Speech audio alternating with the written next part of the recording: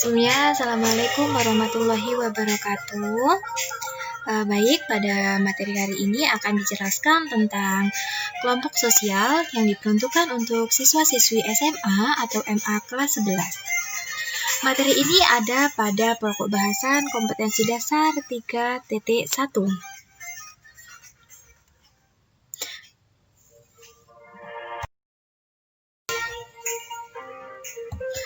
Nah, langsung saja di dalam video ini akan ada beberapa konten yang kita pelajari. Yang pertama yaitu tentang definisi kelompok sosial. Yang kedua tentang kriteria dan syarat kelompok sosial. Yang ketiga tentang ciri-ciri kelompok sosial. Dan yang terakhir adalah tentang faktor pembentuk kelompok sosial. Baik, kita langsung saja masuk ke dalam materi. Nah, sebelumnya nih, apa sih yang kalian tahu tentang kelompok sosial? Ayo coba kita analisis bersama-sama tentang apa sih kelompok sosial?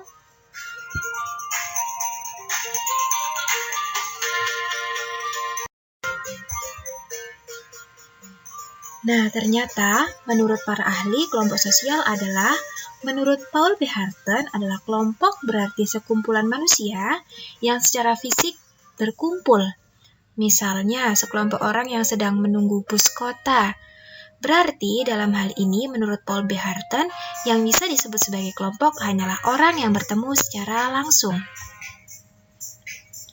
Yang kedua, menurut Roland and Warren, yaitu suatu kelompok sosial meliputi sejumlah manusia yang berinteraksi dan memiliki pola interaksi yang dapat dipahami oleh para anggotanya secara keseluruhan. Menurut Mayor Pollack, kelompok sosial adalah sejumlah orang yang saling berhubung dalam sebuah struktur.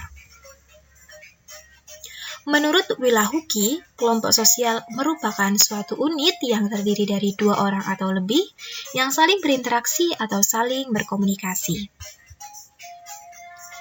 Menurut Robert K. Merton, kelompok sosial adalah sebagai sekumpulan orang yang saling berinteraksi sesuai dengan pola yang telah mapan. Dan yang terakhir, menurut Mark Iver dan Charles Page, kelompok sosial merupakan himpunan atau kesatuan-kesatuan manusia yang hidup bersama. Nah, berikut tadi adalah definisi kelompok sosial menurut beberapa ahli. Masih banyak ahli sosiologi lainnya yang mengemukakan pengertian daripada kelompok sosial.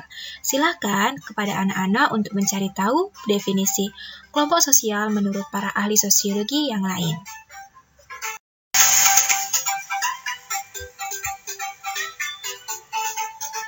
Nah, setelah tadi mengamati atau memahami definisi kelompok sosial menurut para ahli, ternyata dapat kita simpulkan bahwa kelompok sosial adalah dua orang atau lebih yang saling berinteraksi hingga memunculkan rasa kebersamaan dan rasa saling memiliki.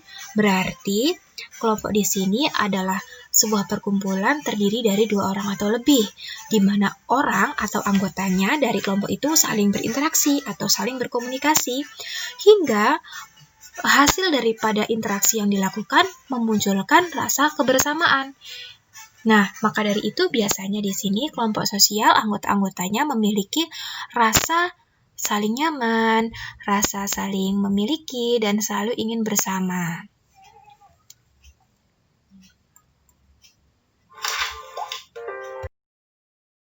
Selanjutnya, kita lanjutkan kriteria kelompok sosial.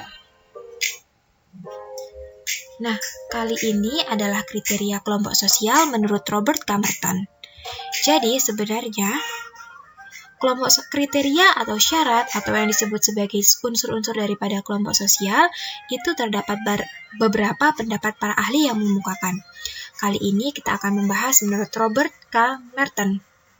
Jadi, menurut Robert K. Merton, sebuah perkumpulan bisa disebut sebagai kelompok sosial jika memenuhi 3 syarat. Yang pertama, memiliki pola interaksi. Maksudnya di sini bahwa anggota-anggota daripada kelompok sosial itu terbiasa untuk saling berkomunikasi dan komunikasinya berpola. Contohnya biasanya ada kelompok ibu-ibu pengajian nih. Nah, biasanya mereka tentu memiliki jadwal hari apa, pekan keberapa mereka akan melakukan pengajian. Nah, di dalam pengajian itu tentunya mereka saling berkomunikasi. Nah, hal itu yang disebut sebagai pola interaksi. Yang kedua, pihak-pihak yang berinteraksi mendefinisikan dirinya sebagai anggota kelompok. Maksudnya, individu di dalam kelompok sosial itu mampu menyadari bahwa dirinya merupakan bagian atau anggota dari kelompok tersebut. Yang ketiga adalah pihak yang berinteraksi didefinisikan oleh orang lain sebagai anggota kelompok. Maksudnya bahwa individu tersebut dinilai oleh orang lain atau individu lain baik di dalam atau di luar kelompoknya sebagai anggota kelompok yang diikuti.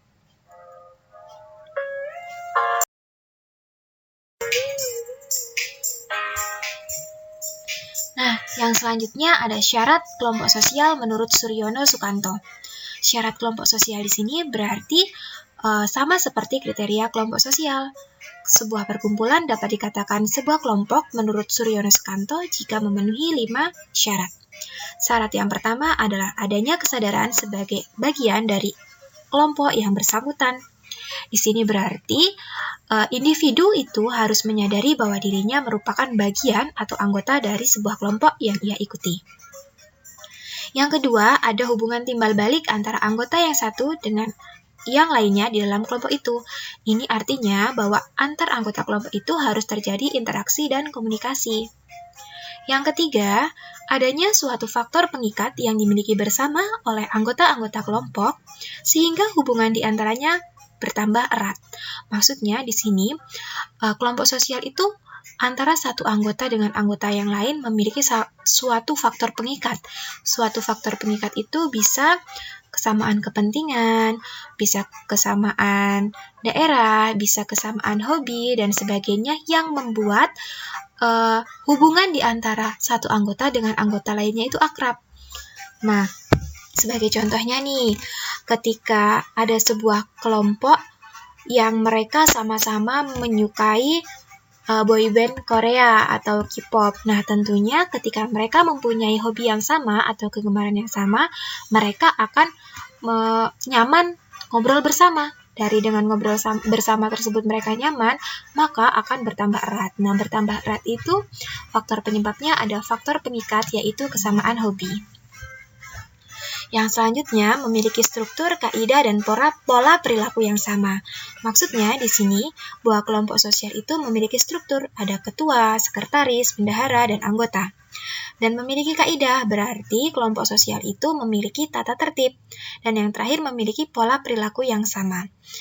Nah, syarat yang kelima atau yang terakhir menurut Suryono Sukanto bahwa kelompok sosial itu bersistem dan berproses. Maksudnya bersistem di sini bahwa antara satu unsur kelompok sosial tadi, yang pertama ada individu, yang kedua interaksi, yang ketiga struktur, kaidah, dan pola perilaku, itu merupakan satu kesatuan yang tidak bisa dipisahkan. Jika salah satu dari unsur tersebut tidak ada, maka hal itu tidak bisa dikatakan sebagai kelompok sosial. Dan yang selanjutnya adalah berproses. Berproses di sini bahwasanya kelompok sosial itu memiliki ketahanan yang cukup kuat dalam berproses. Maksudnya, kelompok sosial mampu menyesuaikan ketika terjadi tantangan dan rintangan sehingga tetap berproses dan bertahan hingga mencapai tujuan-tujuan yang ingin dicapai.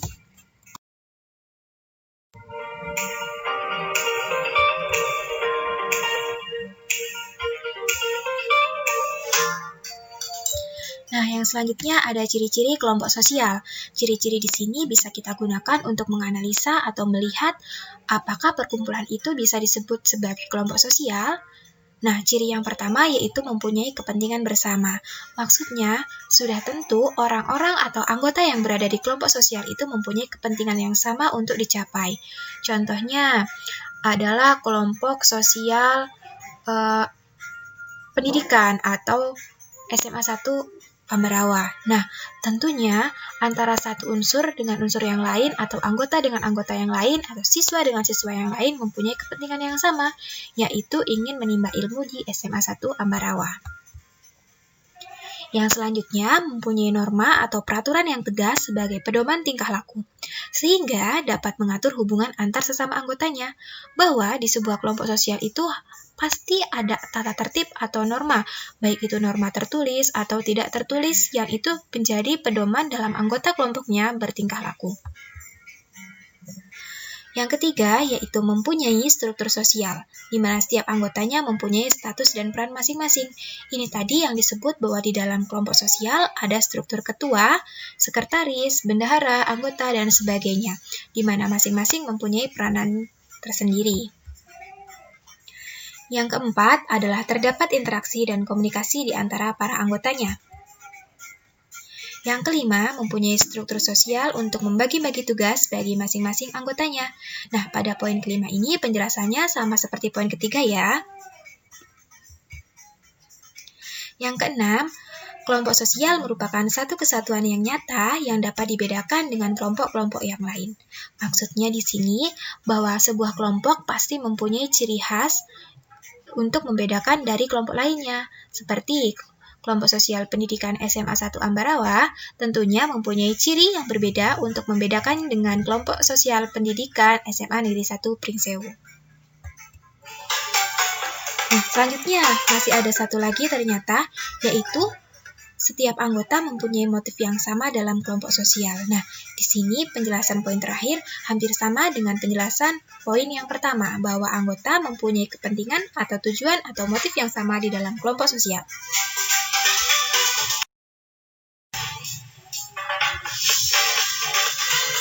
Nah, baik. Di sini kita akan memasuki bagian materi yang terakhir, yaitu tentang faktor pembentuk kelompok sosial. Nah, faktor pembentuk kelompok sosial ini bisa kita artikan sebagai sebuah faktor-faktor atau hal-hal yang membuat terbentuknya sebuah kelompok sosial. Yang pertama, ada kesamaan daerah asal. Dicontohkan bahwasanya mahasiswa Lampung yang berkuliah di daerah Yogyakarta. Nah, karena mahasiswa itu sama-sama berasal dari Lampung, mereka saling membentuk sebuah kelompok sosial yang dinamakan Ikatan Mahasiswa Daerah Lampung. Yang selanjutnya ada faktor geografis. Faktor geografis ini biasanya berkaitan dengan jarak ataupun hal-hal yang berkaitan dengan lingkungan. Nah, contoh daripada faktor geografis yang membentuk kelompok sosial adalah biasanya orang yang jarak rumahnya lebih dekat akan lebih sering membentuk kelompok sosial. Seperti misalnya di dalam kelurahan Pringsewu, RT 4 itu akan membuat kelompok yasinan yang diperuntukkan bagi warganya sendiri. Sedangkan bagi RT 5 juga memiliki kelompok yasinan yang diperuntukkan bagi warganya sendiri. Nah, kelompok itu terbentuk karena adanya faktor geografis atau jarak. Yang selanjutnya, ada faktor kesamaan darah dan keturunan. Hal ini yang sangat mudah diidentifikasi dan pasti setiap individu memiliki kelompok dari kesamaan darah dan keturunan, yaitu keluarga. Nah, ketika terdapat kesamaan darah dan keturunan, pasti orang tersebut akan memiliki ikatan yang kuat sehingga membentuk kelompok sosial.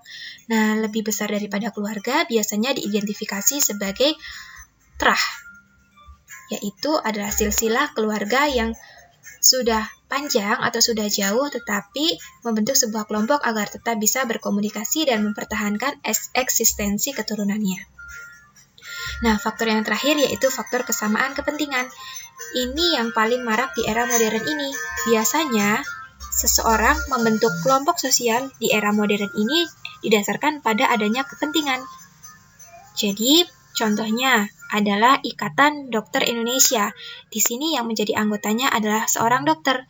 Nah, seorang dokter mau menjadi anggota daripada Ikatan Dokter Indonesia tentunya memiliki kepentingan.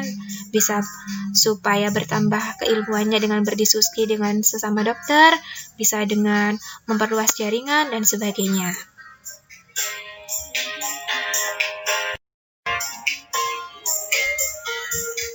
Nah, berikut tadi adalah penjelasan pertama tentang materi kelompok sosial yang kita pelajari di kelas 11. Semoga penjelasan yang diberikan dapat dimengerti dan dipahami dan serta bermanfaat. Lebih dan kurangnya mohon maaf. Apabila terdapat pertanyaan atau penjelasan yang lebih jelas dapat ditanyakan melalui pertemuan virtual dari berbagai macam aplikasi. Terima kasih. Wassalamualaikum warahmatullahi wabarakatuh.